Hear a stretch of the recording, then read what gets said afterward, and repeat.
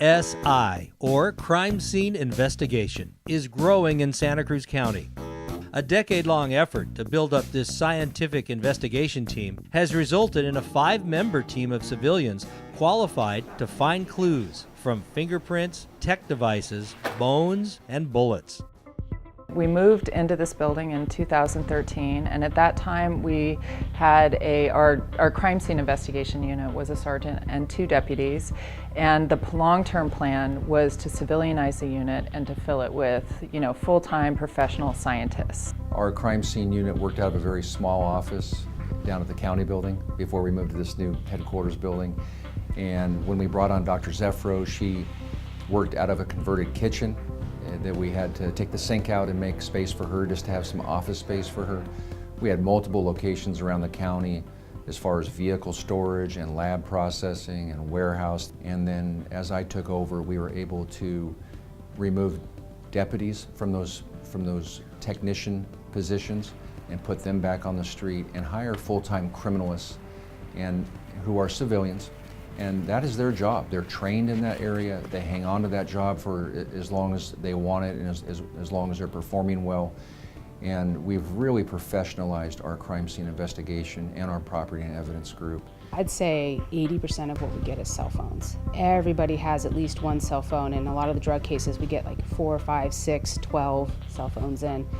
And the investigators want the data on all of them and try to piece all the information together and put their case together. We are not working for either prosecution or defense. We are here as a neutral party scientist. We are just trying to see what's on the phone, whether that corroborates or does not. And we just create a report for the detectives to look through, and we'll eventually go out to a DA's office if the case goes to court. It's feast or famine. Yeah. The drug guys have a really busy week. I got a case in where there are 14 phones and they needed them all done quickly. And then there's other weeks where we just get 1 or 2 in. It just, with general crime in the county, it kind of ebbs and flows. Our job is all curiosity. You don't want to miss anything when you're out at a crime scene or when I'm looking through a phone. You want to make sure you're being really thorough, so being naturally curious really helps that. So we have crime scene vans that are equipped with things that we might need at the scene. It can include things to package the items in, things to measure the placement of items when we do our measurements and sketches at the scene. We also bring our photography kit because photography is an important part of documentation of the scene. So we have our photo camera accessories, we have a video camera we can also use. It's everything we need in that van. A lot of people protect their phones with passcodes now, and sometimes we can't just connect it to a software to the computer, which will bypass it. Sometimes it's just not an option.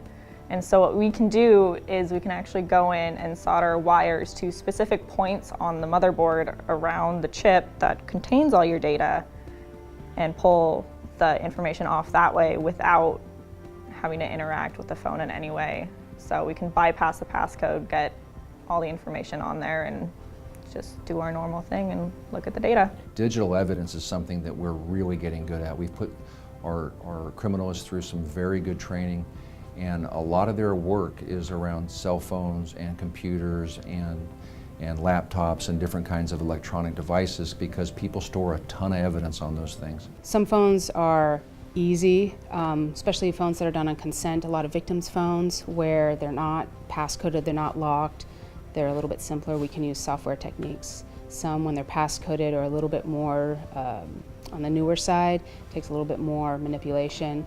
And then some of them we just have to rip apart and start soldering wires or removing the chip. And so it totally depends. And everyone asks us, the investigators, how quickly we can get this back. I'm like, I don't know. I'll let you know when I start looking at it, seeing what type of phone it is, and that sort of thing. We get to work in a great facility. We get to work for a really open and progressive department, and to be able to share that with other forensic scientists has been really, really exciting.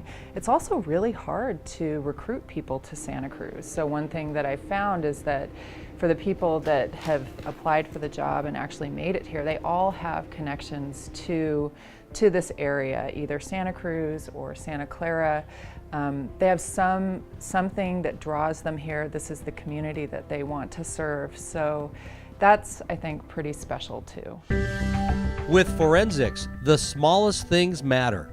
We'll look deeper into why evidence gathering and storage is so important to the justice system and to all of us in our next episode.